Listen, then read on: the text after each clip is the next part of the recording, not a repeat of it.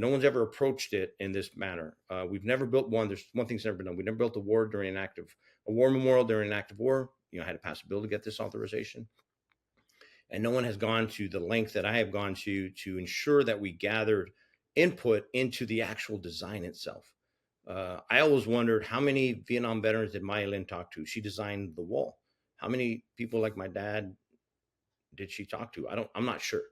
I just think that's really important. As an artist myself, I got into art when I was at the hospital at Walter Reed. And the reason I approached it this way was because if I was asked by a group of mothers, hey, Rod, could you forge us, I work in steel, could you forge us something on what it's like to give birth? I've got 3 sons. I was there for the birth of 2 as an 18 Delta. I was fortunate to deliver. I'm proud of this number. I've delivered like 20 babies in third world countries. I'd have a lot of questions. I would really have a lot of questions. But even then, let's say, okay, what if I was a mother? Well, then I only know about my own experience, just like you and I. Yes, we're both GWOT veterans. You're an artist in your art. I'm an artist in my art. But if I was to try to listen to everybody else, I'm sorry, but the experiences at war are going to narrow my viewpoint. A GWOT veteran could not design this and capture everybody. A Gold Star family is exclusive to that individual family's loss. That's different than the rest of everybody else. So that's the reason I try to bring them all together, to find a world-class designer to distill that and communicate that, and really it's not to dilute it, but it's not so much, it's actually more encompassing. It's not so specific if someone were to design it. So this entire approach, is it more challenging? Yeah.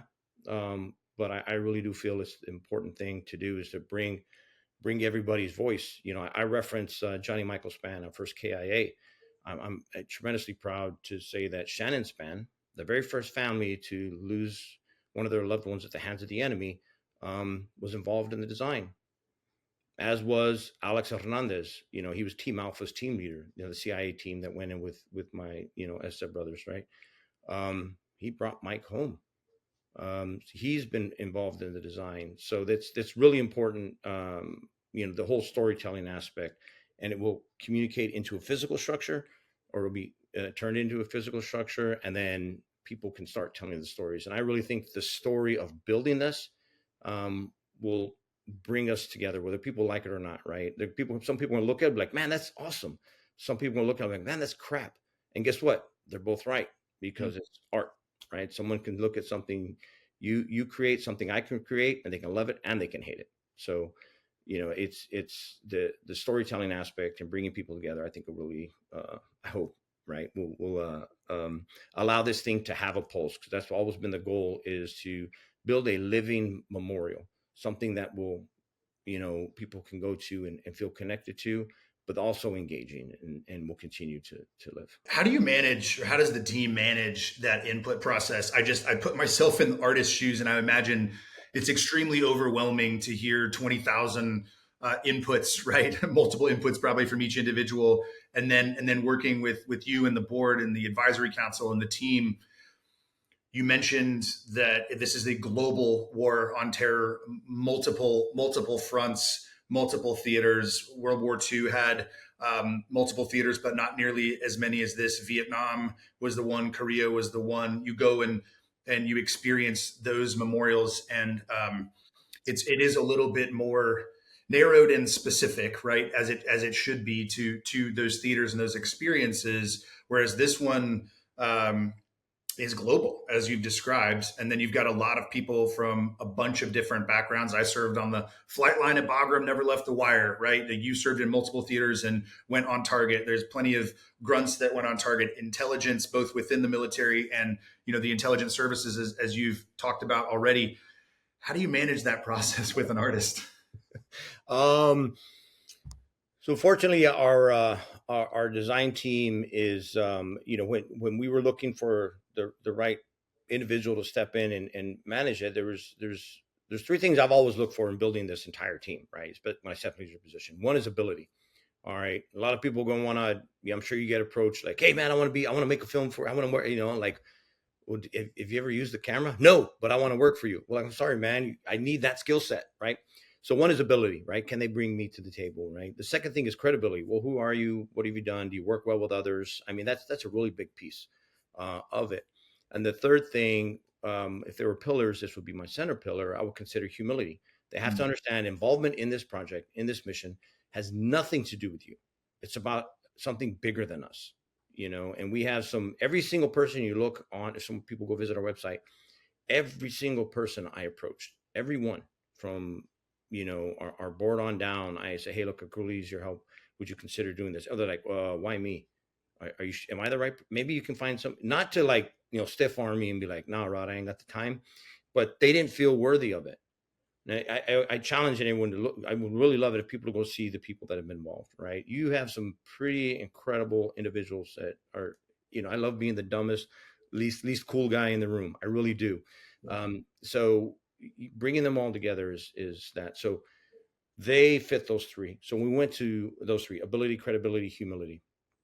So we're looking for the right designer. Now, how do you find someone with the gravitas, the experience, the professionalism, the portfolio to step into this arena, which is the most difficult place to build anything is, I think, the National Mall in Washington, D.C., because, I just told you I had to pass 2 bills through the House and Senate to get there. There's 20 layers of bureaucracy and politics that I still got to wade through.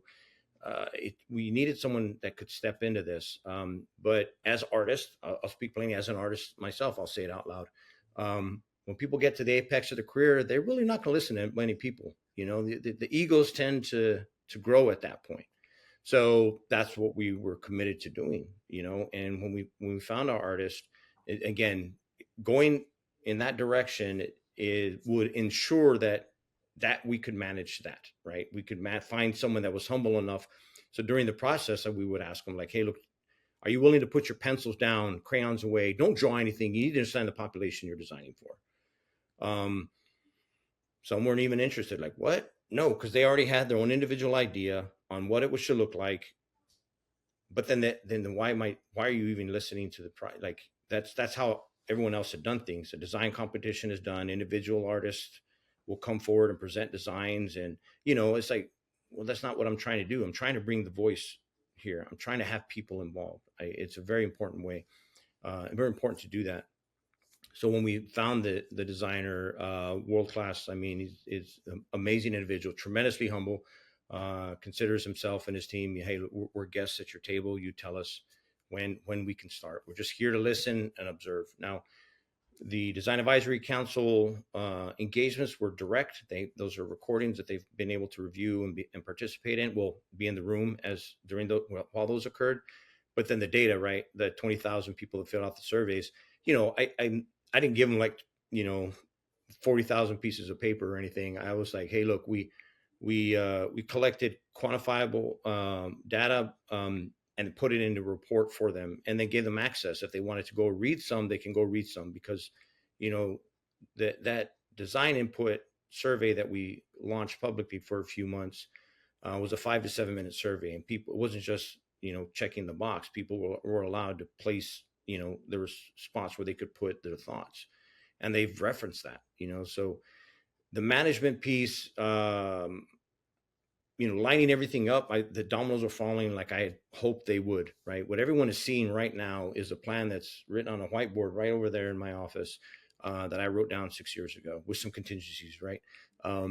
So that's the management piece. I think with prior planning, I like to plan ahead. I really, really do. And I contingency plan all the time. Has allowed the management for it to just occur in a beautiful way, because an inspired artist will design brilliance. They'll create brilliance, and that's been the whole goal. Let's inspire them. Let's show them who we are, who our loved ones are that never came home. Let's talk to their really inspire them so they could capture that voice, because I really think art is the only way to tell this story.